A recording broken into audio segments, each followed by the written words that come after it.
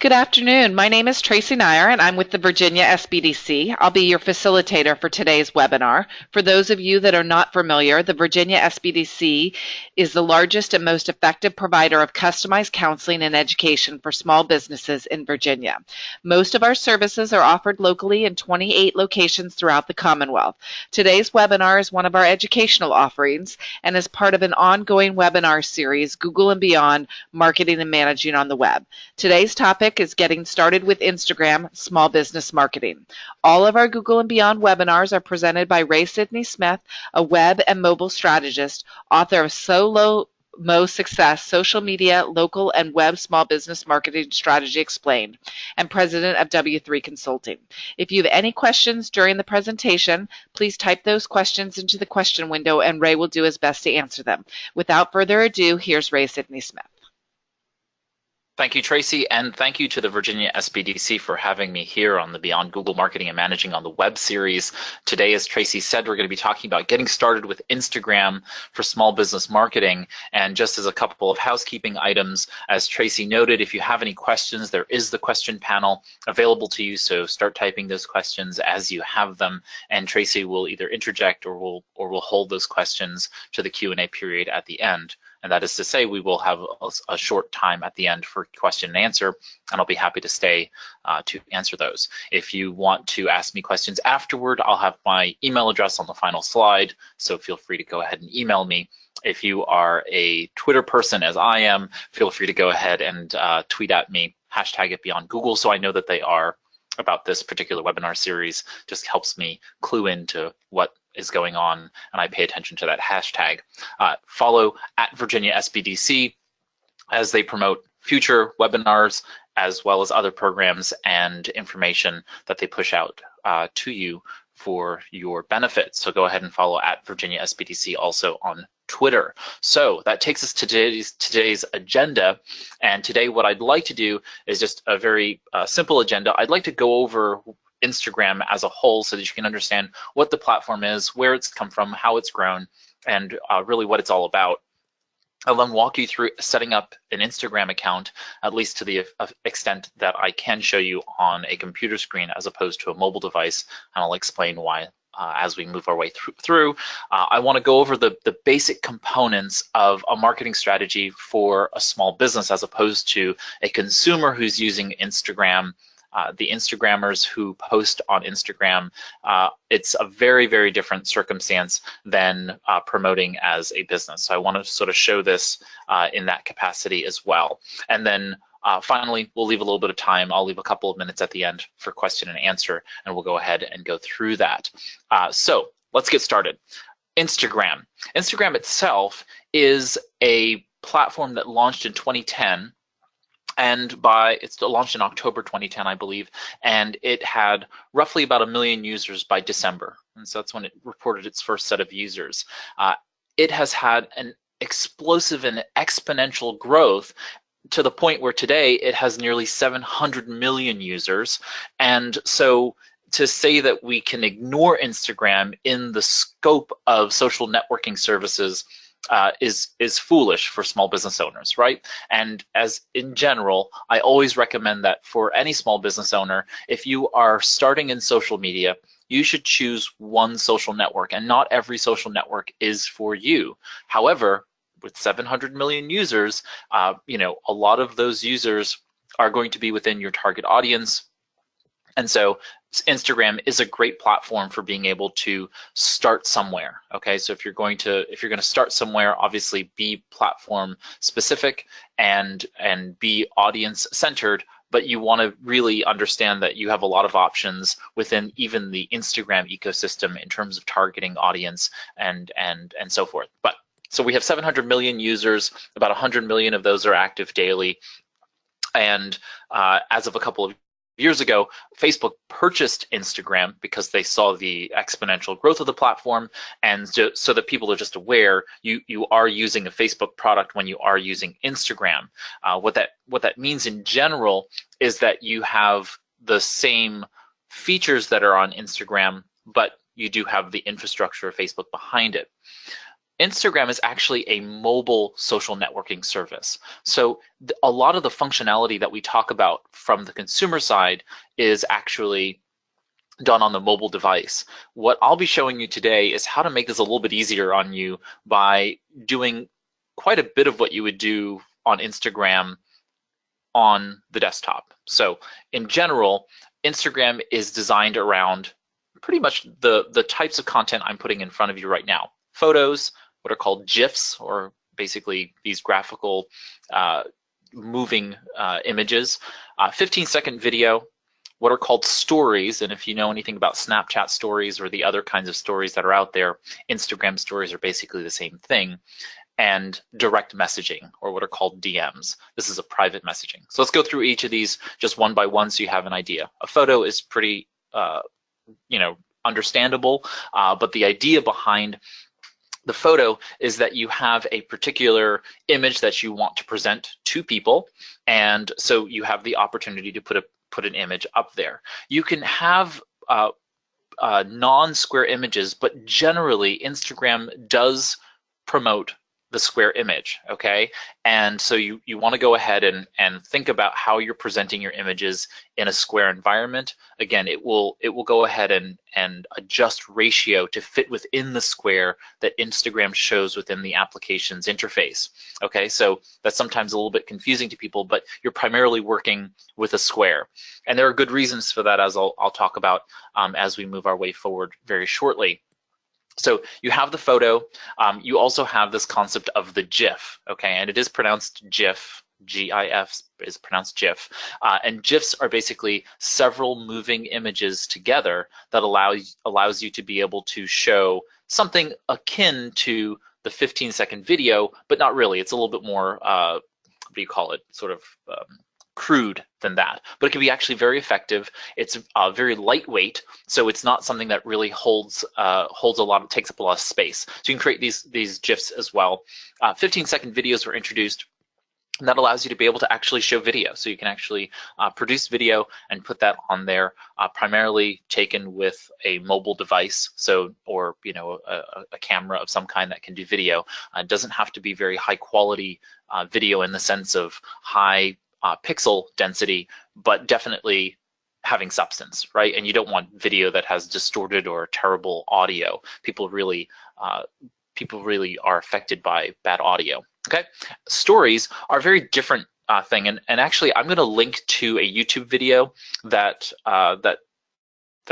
goes through what Instagram stories are and how to use them, because I really don't have time to go over them in detail today, but I wanted to cover what they are in the sense that stories are an ability to take photos and videos and place them into a collection for your audience to be able to view. And so what you're able to do, if I could show this to you, my phone on screen for you, I'd be able to show you this a little bit easier. But in essence, you can take a photo and maybe several other photos throughout the day, and maybe a video or two, and then you can publish them to this story timeline that you have within your feed. And your audience can click on your story and then watch those photos and videos and interact and engage with them. And these stories are available for 24 hours, so you can publish this sort of chain of images in close succession or throughout the day, but then the story itself is available for 24 hours and then purges. So it gives people an ephemeral view of what's happening, and also a series of events, sort of like storyboarding light, okay? And then direct messaging. It's basically a private messaging platform so that you are able to send messages or images or videos or whatever. You can even send individual images or videos from a story to other individuals with whom you are connected to on Instagram, okay? So a couple of things here that you should know. You have posts, which are basically the unit that you publish to Instagram. And photos, a post image, I typically recommend people to make the images 1080 pixels by 1080 pixels. Now again, there are many reasons for why an image may or may not fit that criteria, but from a just a general recommendation, we go for 1080 by 1080 pixels, just in case anyone has any questions about that. Profile images should be 110 by 110 pixels. And if you're doing any ads, which we'll talk about just in a moment, those should also be 1080 by 1080. Okay, so just keep in mind that you have those. Okay, so posts are published to your feed, and you can have a description to an image to any post, and then you can apply what are called hashtags. Okay, so just so you have a good understanding about that. All right, ads are managed by the Facebook Ads Manager. And if we hop over to the Facebook ads space, you can see that if you go to facebook.com/business, you are taken to this area. And if you go over to the ads and then choose placement, you can see that you can click on Instagram, and that will take you to this page, and it will walk you then through what you need to do in order to understand a little bit more about the Instagram community. So they say every day there are over 400 million Instagrammers who use the app. I'm not sure how they calculate that number, but you can click on that. They use their own internal data. Again, 700 million users who are active per month, and some other demographic information that I'd like to go over while we're here, which is Instagram is actually, like I said, a mobile application, and so it actually has about a 50% Android to iOS user base. So we have almost equal numbers using Android and iOS, which is actually very rare, I think, in terms of these, the application ecosystem, or the operating system ecosystem in the mobile space. So you have about 50-50 Android and iPhone user base, and the gender tends to sway just ever so slightly to the female audience. I think it's about 5 to 7% more females than males in each of the demographics that it covers. A large swath of those users are in the 18 to 29-year-old age range. So just keep in mind that you have some skewing toward the millennial crowd, but you have a lot of young people and you have a lot of adults on either side of that, sort of major hump in the chart. Okay, so just know that we're paying attention to that. And most Instagrammers follow a business, so they're following some kind of business on Instagram and paying attention to what they're posting. So just know that people are paying attention to the brands, the products and services that are being published on this network. But all told, Instagram is published here on Facebook, which is why I wanted to mention that it's owned by Facebook, so therefore ads are managed there in the Facebook Ads Manager. I think a lot of people get confused that they come to me and ask, well, how do I launch an ad? I can't seem to do it within the Instagram platform. It keeps pushing me oddly to Facebook. That's because those are managed within Facebook ads. Okay, all right, so we've talked about Instagram generally, and what I want to do now is I want to talk about some of the fundamental components of setting up Instagram. And this takes me back to the point that Instagram is a mobile social networking service. So most consumers use Instagram solely on their mobile devices, okay? And so Instagram has several applications. They have three additional applications in addition to its primary applications for Android, iOS, and iPad. And so when you install Instagram on your mobile device, and that's the first step, is to have it installed on your device, you then have to create an account. And so most consumers do that. They install Instagram on their mobile device, and then they start using Instagram on their mobile device exclusively for the rest of their time using Instagram ever, okay? As a business, that doesn't make as much sense because, well, you have a business to run and we can't do everything on a mobile device, and so I give a couple of different ways to be able to use Instagram a little bit better. So when we go to Instagram.com, and I'm going to walk you through this after I go through these instructions just so you can see what it's all about. You're going to go to Instagram.com in the desktop web browser, preferably, and this is so that we can just type at a keyboard, but I can also show this to you on screen. And so you're going to first choose a brand-specific username. This is what we call a handle, or whatever you want to call it, but basically, just like Twitter, you have a username or a handle or a profile name. You want to choose something that is specific to your brand. It's not going to be your name, and you should not use your personal Instagram account for your business. And a lot of people have this issue with Instagram, as a small business owner, wanting to really keep their personal and their business in one account. That is not how Instagram works. I know several successful Instagrammers who have 7+ Instagram accounts because their service or brand or product lines are very unique, and therefore they keep multiple business, business Instagram accounts running. For now, just one Instagram account for your business, in addition to your personal account. So do not use your personal account, and I'll explain why in a moment. Okay, next you're going to choose a strong password. I have come into a number of issues with password, having to change your password because of things happening with your Instagram account, and I'm not quite sure why, but I would heavily recommend to choose a strong password, which means a long password. We don't really care about it having a lot of upper and lowercase letters and so on and so forth. More attuned is create the longest password you can create in the system, and make sure that you save it somewhere so you can remember it. You'll then sign up, and then you follow the prompts to create your profile. Okay, so let me show you what I'm talking about here so you have a little bit better of an idea. So I'm going to go to Instagram.com. And as you can see here, you can either log in with Facebook, and again, this is for the consumer side. You will not log in with Facebook because on this level, we want to create a business account, okay? And so I'm just gonna create a W3C demo 2 because I've probably already used demo 1. W3 Consulting demo account 2, right? It gives me the option of using the user-generated or the the system-generated user profile. I'm just going to have them create this random one, and we're going to go ahead and put in a password that I will hopefully remember.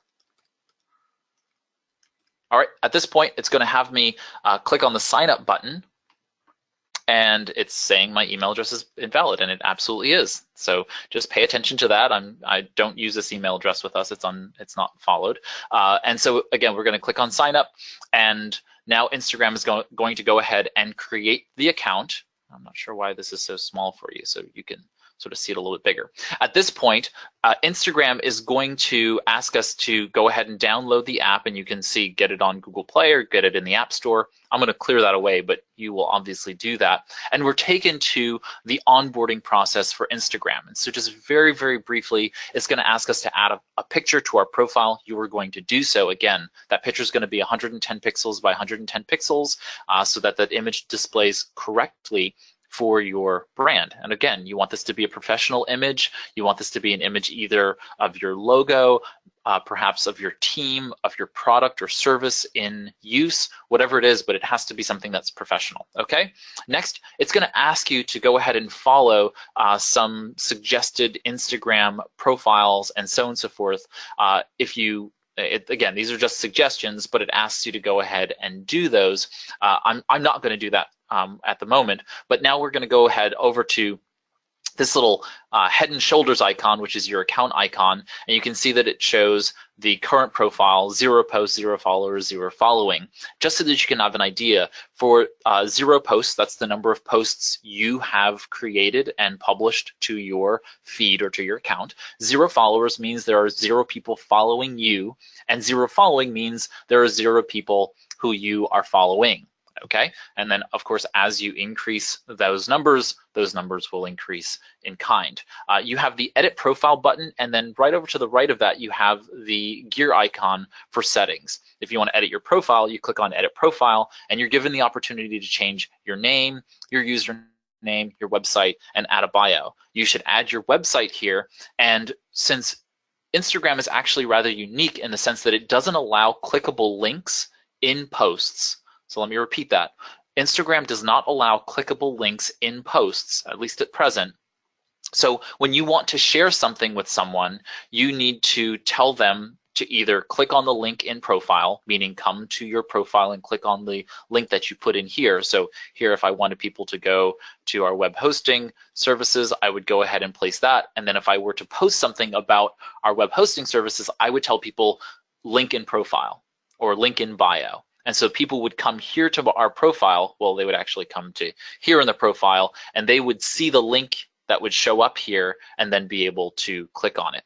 And so I could just write something like, W3C Web Services provides something like this, okay? So people know what our business is all about. You can add phone number and other things like that. This similar account suggestions function is actually really important. It actually pays attention to what you do in your account, and it provides you feedback. So if you uncheck that, it stops following what you're doing and doesn't give you that kind of feedback. So let's go back to the primary thing here. You can see here, now that I have put in the domain and saved the profile, it tells us the name of the account, a little description. You should use keywords or hashtags as necessary to complete what it is that you're all about. And this is the quote unquote link in bio link that people frequently reference in Instagram. So you can change this as often as you need to based on the current post you have available in your feed so that people know what it is you're talking about. So if you're trying to send them to someplace like your latest blog post or your latest product that you've launched, you can go ahead or a YouTube video, whatever it is, you can place the link in bio, and then people know that your most recent post that you say link in bio, that's where that link is, okay? If I click on the settings gear icon, I can change my password, I can authorize or deauthorize applications, I can turn on or off various notifications via email or the app, and then of course I can log out and cancel the settings function, okay? So that's what that is. One to the left of the head and shoulders icon or the account icon is the likes view, and under likes it tells you that this person started following me. I'm guessing they follow closely who creates new accounts, and you can go ahead and follow them back.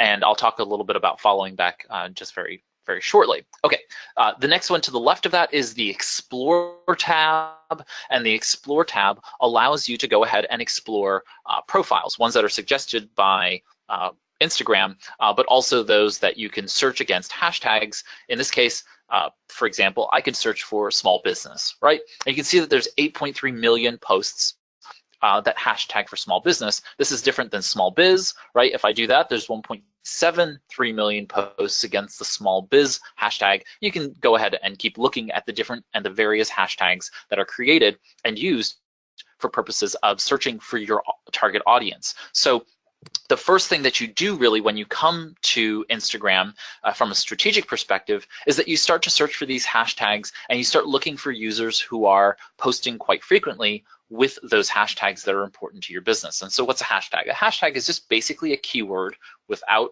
spaces in the Instagram world. And those words, either a single word or several words that make up a key phrase, they are ones that are important to your business, ones that people search for in pursuit of your products, services, or your brand. And so you're looking for these terms, and there are many terms that people can probably search in order to find you, in order to be able to interact and engage with your content. So people come here to the Explore tab in order to be able to do that. So if I look up small biz, I can then start to see posts from people who are posting these kinds of things. And see, Fiverr is interacting with the small biz tag, and you can see other ones that are out here.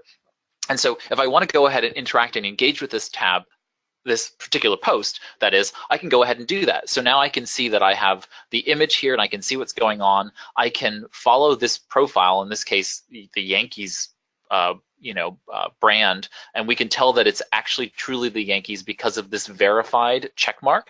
So we know that the Yankees, this is the Yankees team that posted this, and then we can go ahead and follow them if we wanted to. So we can click follow here, and you can see now I'm following the Yankees. And being a New Yorker, I would follow the Yankees. So we can also read and engage with the other people who are commenting on this particular post. And so what you want to do is you want to go ahead and interact with those people as well, right? So you want to go ahead and comment, and you would go ahead and comment here in the comment space. Note that I have not done anything yet on the mobile device. And so this really allows you to do most of your engagement on Instagram from the web desktop, okay? Not everything can be done, and I'll explain that in a bit.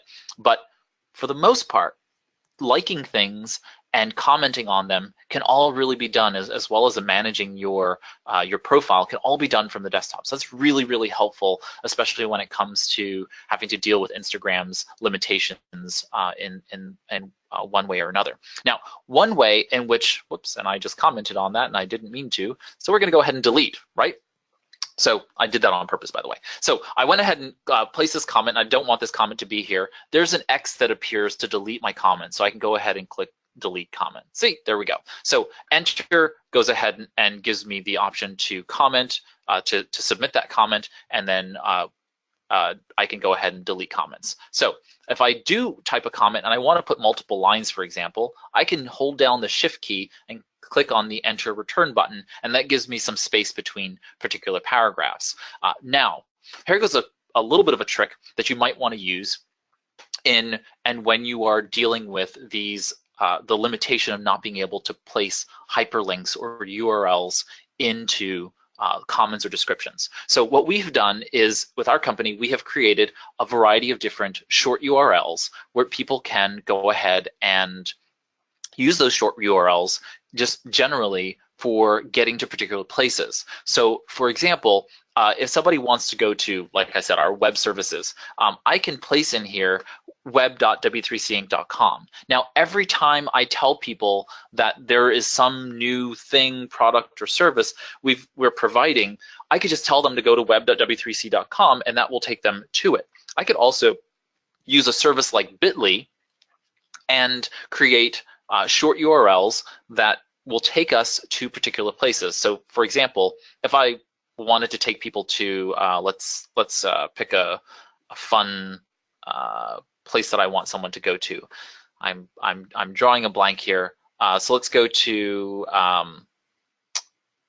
let's just choose a Facebook page, right? So if we go to facebook.com/W3 Consulting Inc., this should take us to our Facebook page. Yeah, so this is our normal Facebook, it's wrong, but either way, that's not hiding your hair. So in this particular case, what I'm gonna do is, I'm gonna go to bit.ly.com, and Bitly allows me to create an account, so I'll click on sign up for an account. I will then go ahead and create a short URL using Bitly, and then I can place that Bitly link, and I can customize the link. So I can say bit.ly.com/ my product, and your product name is now its own Bitly link, and you can place those links into your comments, your descriptions, and so on and so forth. So your Bitly customized link is now here. Now, a person does have to now manually type that into a web browser on their mobile device or otherwise, but if it's simple enough, then you don't have to constantly be updating your link in your bio. Does that make sense? And I really like that idea of being able to consistently reinforce, for example, your contact page. Your contact page isn't going to change, so you can just create a Bitly link that is, my business contact, and that gives people an immediate jump out to it. If you have a retail location, you can do this with your business, my business location, and again, you're going to need to make this more customized than my business location, because that's probably taken as a custom URL. You can also customize this part, which is the domain name, so that people can actually go ahead and change this to your business name. You can literally use your business name as a short URL address. So there are things you can do so that you can lead people to specific URLs, and Bitly allows you to change that the background URL, so that you're able to then say, if you have your latest product, you can have a bit.ly.com/ my latest product, right? Well, say that latest product is going to change every month, every week, whatever. Well, you can go into Bitly and change the link that it terminates at, and therefore when people go to my latest product, no matter what post they go to on Instagram where you've posted that link, they'll go to the right latest product page. Okay, so very, very powerful to be able to utilize that. Okay, so we've set up Instagram, and now I want to talk a little bit more about how to market using Instagram. So the first thing that you really want to think about when you are thinking about marketing on Instagram is that you're creating a visual content strategy, and this is very different than other content strategies that I've probably ever talked about in past webinars, because of the fact that it's almost purely visual content that you are creating. Yeah, there's the description that has words and keywords, and we're using hashtags and so on and so forth, but you really do need to think about your ongoing Instagram feed as a storyboard, as an ongoing story that you're telling your audience, okay? And so what is that story that you want to consistently reinforce about your brand, product, or service? Or your products or services, right? And so that's really going to be the hard work, is really coming up with this visual content strategy. What is the narrative that you want to consistently and ongoing tell your target audience, which is going to facilitate them either coming to your website or signing up for an email newsletter and engaging with you to become closer to the brand or buy a product or service from you now. Okay, so that needs to be the ongoing strategy behind the scenes. What is it that you're putting up front that's going to lead them to be closer to you? Because they're not going to immediately buy from you the moment they see an Instagram post, right? They need to be facilitated closer to your product or service so that they know it's available, and what's that next action that they need to take in order to be able to secure a purchase from you. And you need to be able to explain that to people. And that's not completely in, selling to them.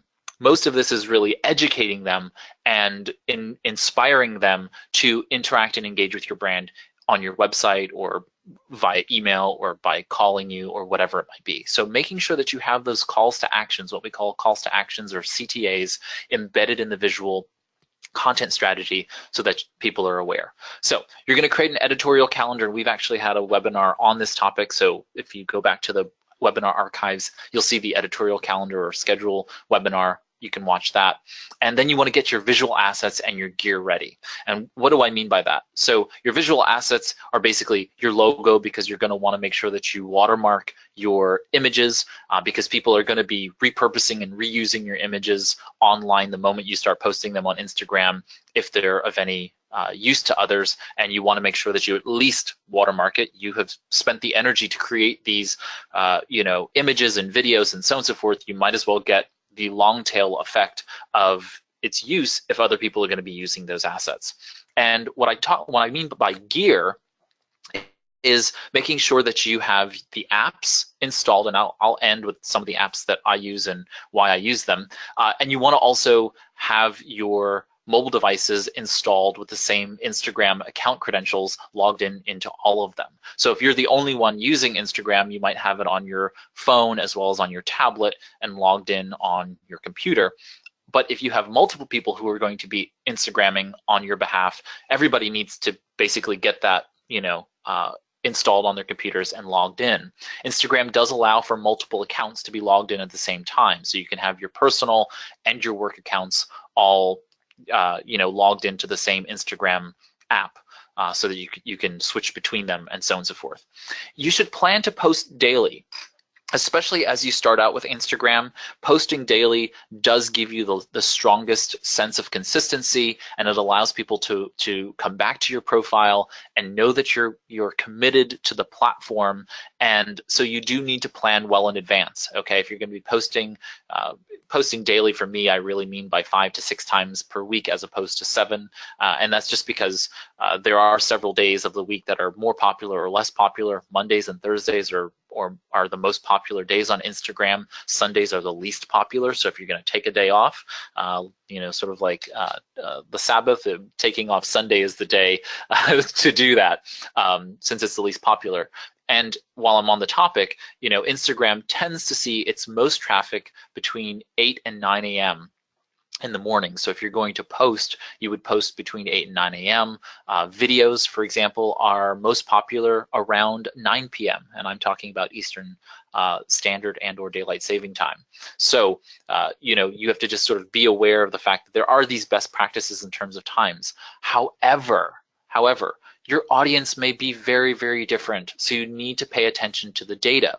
And how do you do that? Well, Instagram, after you start posting daily and you get up to 100 followers, you need at least 100 followers, your Instagram account allows you to then go ahead and convert to a business profile. Okay, and so when you convert over to a business profile, and you can convert to a business profile at any time, but you're not going to get the insights, the data showing to you until you get to 100 followers. So you convert over to a business profile from your settings page within the Instagram app, and it'll say welcome to Instagram Business Tools, and then it'll say, you know, you're capable of interacting and engaging with your followers through this insights module, or learn from the interactions with your followers through the insights module. And so you can see your followers, their age ranges, who's interacting with the content, you know, whether it's a higher percentage male, higher percentage female, if you have more 25 to 34-year-olds who are interacting with your content than not. And then you can see how well your posts are performing. This is really powerful because you're able to then see much more data than a normal consumer account. You can then create promotions directly from the Instagram app. I tend not to recommend that. I tend to recommend, again, going to the desktop and really working through the finer details within the Facebook Ads Manager than trying to just create ads right off of the app. But there are good reasons why the app allows you to be able to do that. You then are allowed to add contact information to your profile that you can't add as a consumer. Okay, so you can add address and phone number information, and so on and so forth in your ad by making it a business profile. So keep that in mind. So the strategy then is to plan to post daily, plan it in advance. You're going to then post with a description and any hashtags that are in line, and I explained what hashtags were earlier.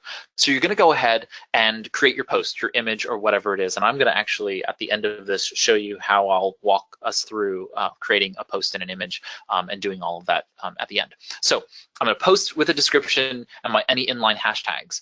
What you'll see on Instagram is that people use hashtags indiscriminately, at least on the consumer side. Okay, and so you can use up to 30 hashtags in a particular post, okay, or a comment. What we really don't want to do, though, as businesses, is to put all 30 hashtags in the primary image or video post itself, the description itself. So what we do is a little trick. What we do is we type out our description. So say I post an image of myself at a small business event, and I'm going to write as the description, you know, Ray Sidney Smith at the local Chamber of Commerce networking event, and I might hashtag Chamber of Commerce. Again, a hashtag doesn't have spaces, so it would be hashtag Chamber of Commerce with no spaces, and I might hashtag events, and so on and so forth. These are what are called inline comments because they naturally fit. It makes sense that I hashtag the words that are hashtags that people would search on Instagram. But I'm not going to then below it, you know, put 28 more hashtags. What I'm going to do is I'm going to post, and then the first comment after my post, I'm then going to place those other hashtags in the first comment. So I can post another 30 comments, meaning that I'll have a total of 32 hashtags that I've posted by virtue of doing that. And there are tools, which I'll talk about later, where you can look up all of these hashtags and identify which ones are best for you, and so on and so forth. So this gives you a real power to be able to put these hashtags so that people who are exploring, as I showed the Explore tab before, as you're exploring and other people are exploring for these hashtags to come upon content that's important to them, they're able to find it because you've hashtagged it appropriately and thoroughly for people to be able to find. But those hashtags aren't cluttering up the view of what people see when they come across your profile. You want to make sure that description is concise and really clearly tells what it is you're trying to tell people to do, plus the call to action, if it's not in the image itself, okay? Next up, what we want to do is we want to go to Instagram.com from your desktop browser, and you want to follow and comment on similar users daily, okay? So one picture a day, and then you're going to go as well onto your Instagram.com. You're going to log into your profile, and you're going to look for different hashtags. Each of the hashtags you post in your image, you're going to want to go ahead and follow users who actually also have hashtagged similarly in their posts. The reason for that is that by doing so, you're able to interact and engage with people who are like you, who are more likely to comment on your posts, be interested and engaged, and therefore expose their followers, their audience, to you, because some of their audience is likely overlapping with your audience, and therefore those people might follow you and then of course engage with your content. Make sure to respond to and thank people who comment on your images. This is just personal etiquette, right? This is just general good etiquette. But in social media, it's really good to basically thank people. People like the recognition, and it fosters a collegial and positive community. Next is to get creative, because there are lots you can do with Instagram, and the one thing, what are called either 9 cuts or 9 ups, or whatever they call it, the grid. But there's a way for being able to turn your images into 9 separate images, so that you're able to display a new image among the 9 images that show at the top of your feed. And I'll give you an example. So in preparation for today, I went ahead on the W3 Consulting profile and I did a 9-up. So as you can see, if I scroll below this, these are our prior Instagram posts, and my last 9 posts are basically a cut up of the 9 images that make up our logo.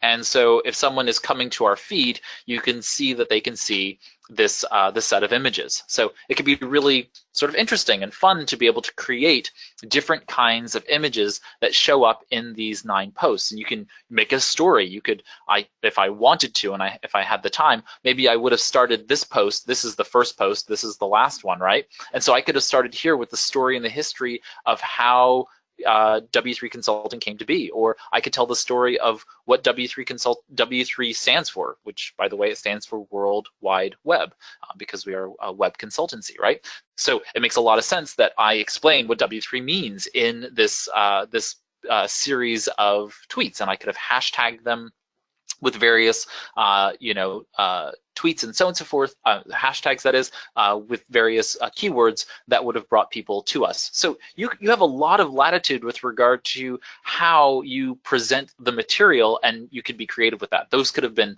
some could have been videos, some could have been images, some could have been GIFs, and so on and so forth. All right.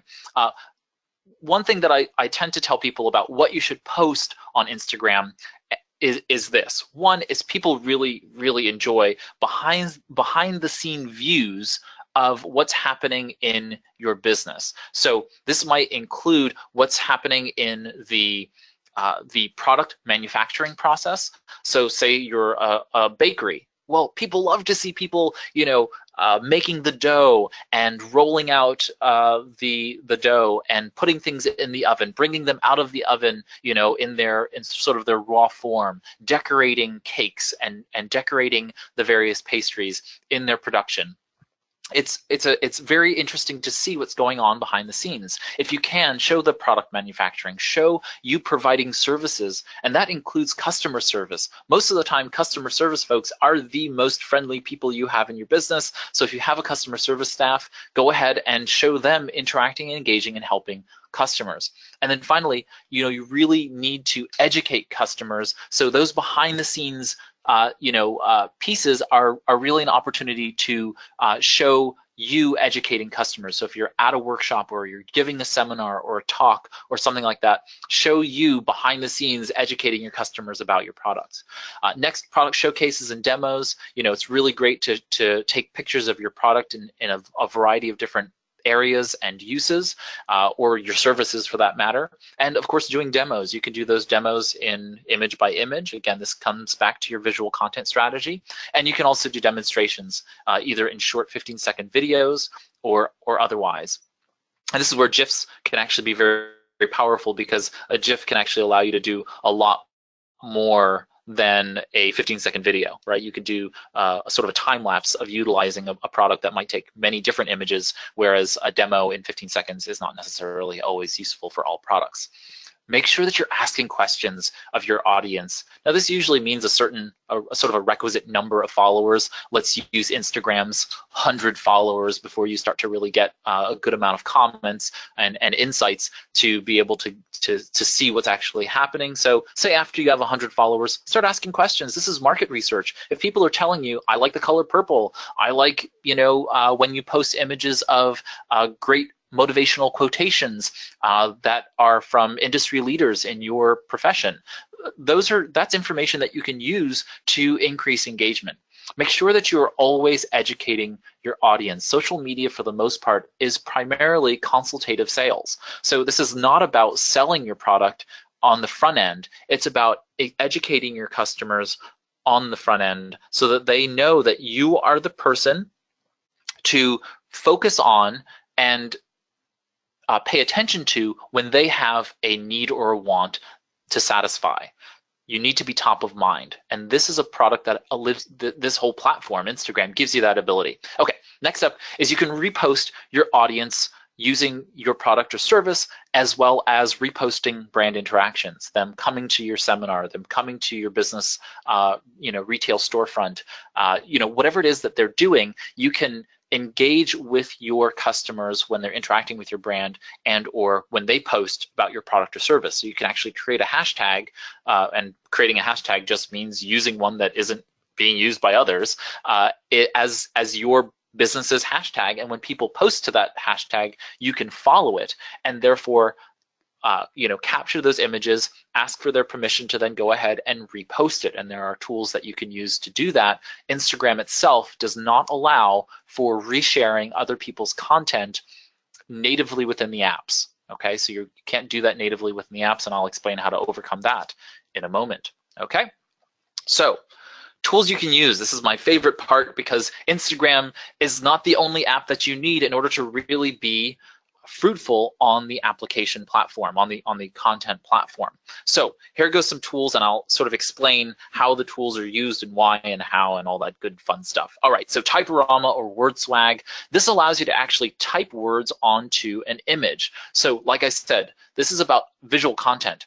And so many times the descriptions below images are not the thing that takes precedence when a user comes across your content. So you really want to be able to get the most important information, most likely the call to action or perhaps the punchline of what the image is supposed to tell, sort of like writing your captions for those cartoons. You want to be able to write the caption directly onto the image potentially. And so this gives you the ability to do so. Now, in both of the apps, you are allowed to write on the images within the app when you are submitting them to stories, to the Instagram stories.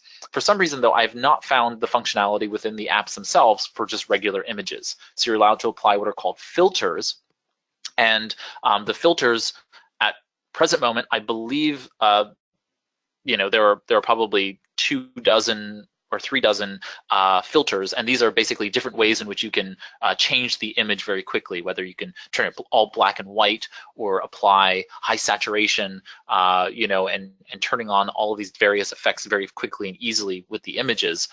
But the idea here is that applying words to them, as well as images, your watermark included. And like I said at the top, you should watermark all of your images, because if they're going to get reused, you might as well have your brand and even your website, if you wanted to, on every image, so that when they are reused, you're actually getting some marketing bang for your effort. Okay, so Typorama or WordSwag on iOS allows you to go ahead and type words and put images and so on and so forth on your photos before they're uploaded to Instagram.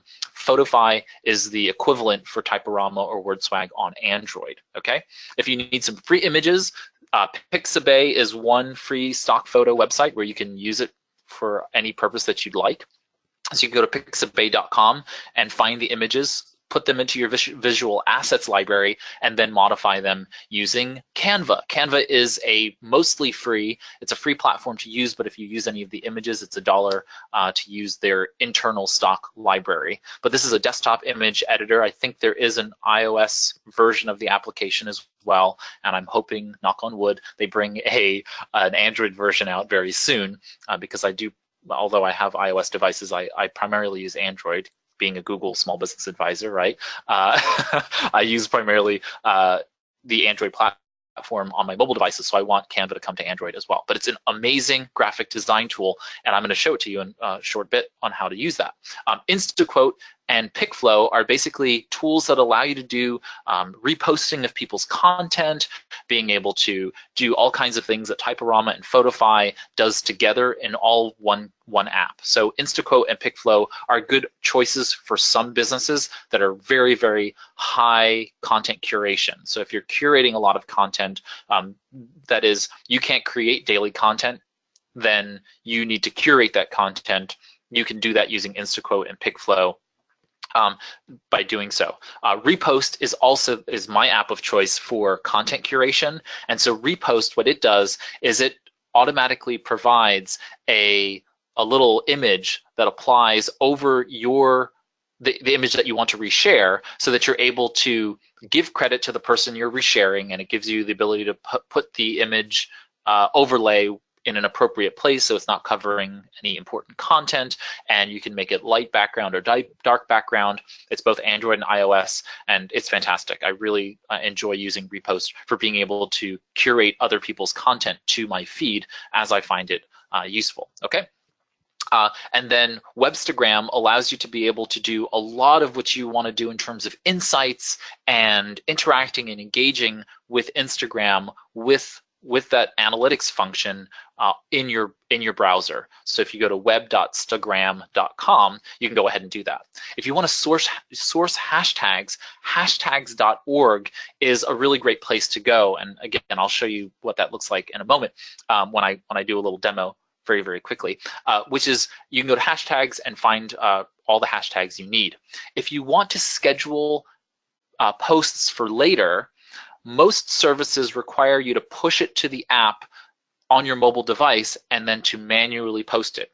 So I use Hootsuite, and Hootsuite, because of Instagram's requirements, doesn't allow you to post it directly from Hootsuite. So you have to actually open up the app. There are some apps that have overcome that, and I really have no idea how they have overcome this issue, but they do it. So later, one called Grum.co, which I believe is based out of the UK, and Schedugram, and that's SCHEDUGR.am, they allow you to basically schedule posts directly on their website or in their mobile app, and then it automatically publishes it to Instagram without you having any further interaction. So it literally does it for you manually. I like to do it manually myself because I like to see it posted in Instagram properly. But if you really do need it automated and you need to do all of your posts, on one day of the week or one day of the month and then have them go out, one of these tools, later Grum or Schedugram, are the ones to go for.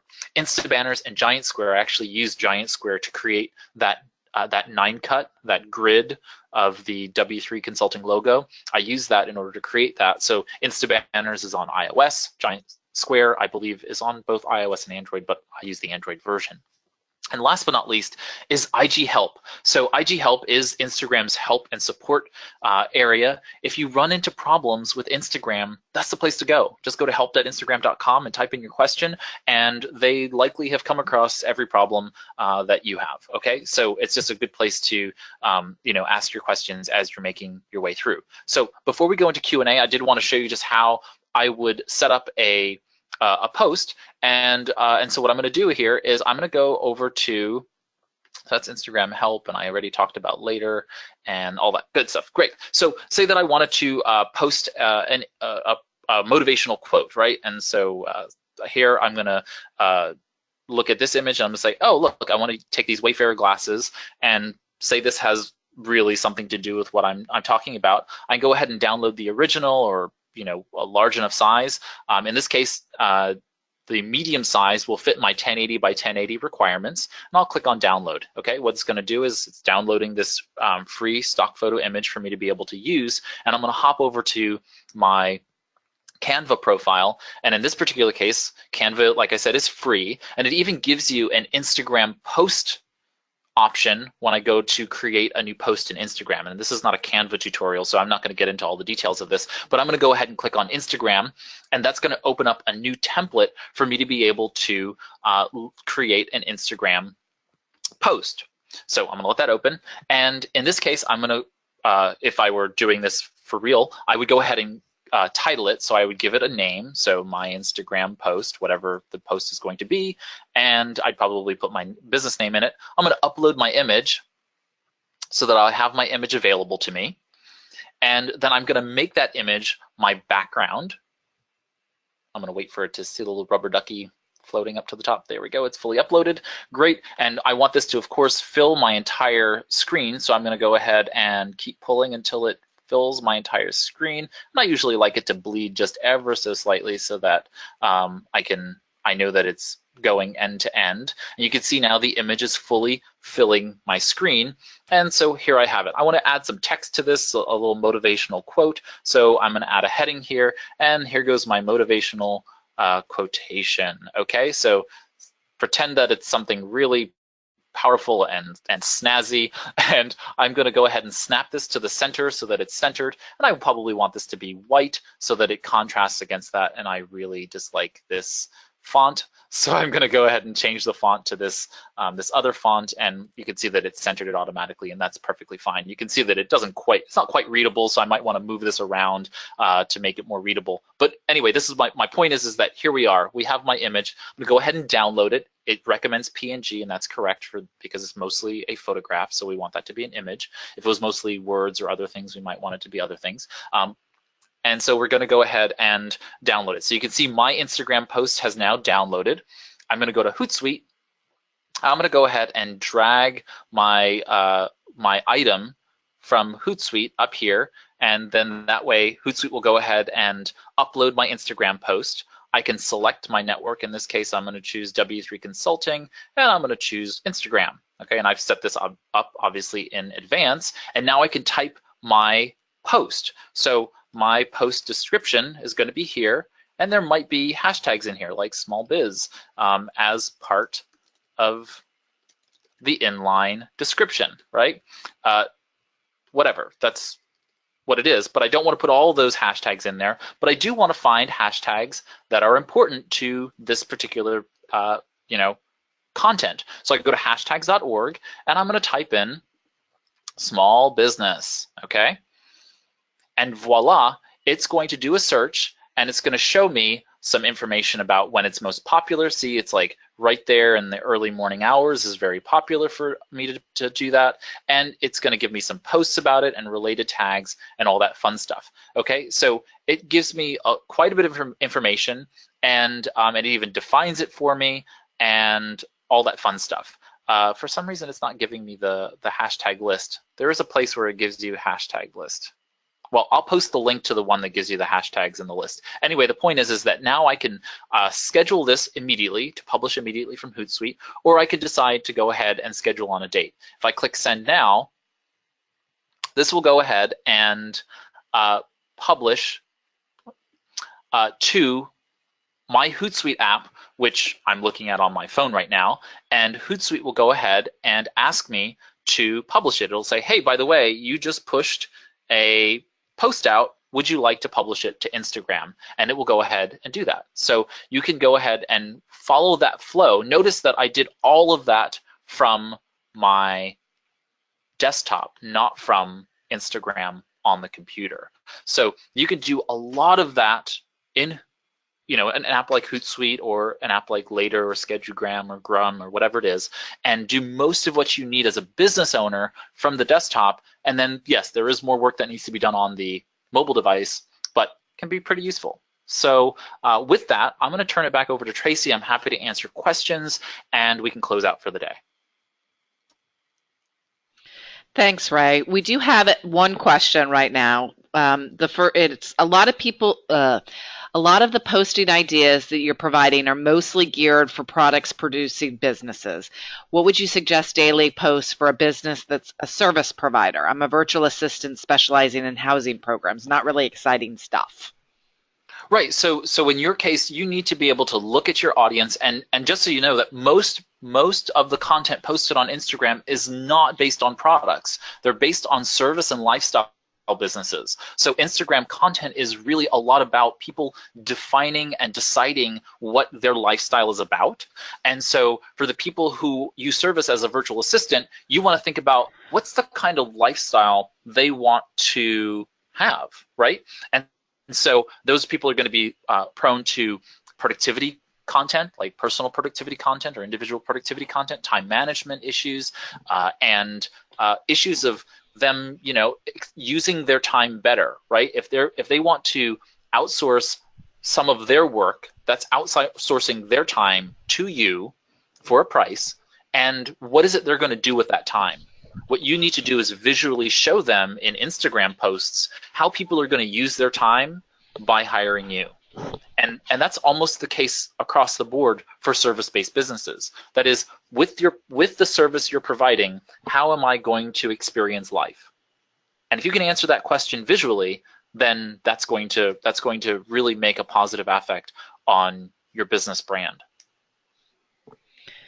Great, thanks, Ray. We do not have any other questions, so I'm going to go ahead and close out the webinar. If you do have any, please feel free to type them in the question window. Thank you all for participating today. Today's webinar was recorded and will be posted on the Virginia SBDC website under live webinars and recordings. Tomorrow you'll be receiving a follow-up email on the webinar, and there'll be an evaluation link in that email.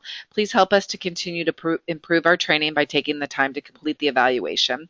If you'd like to fill the evaluation out now, I have posted the link in the chat window for you. Our next webinar is September 21st, Lead Generation on the Web for Small Businesses. Again, thank you, Ray, and thank you for everyone for participating today.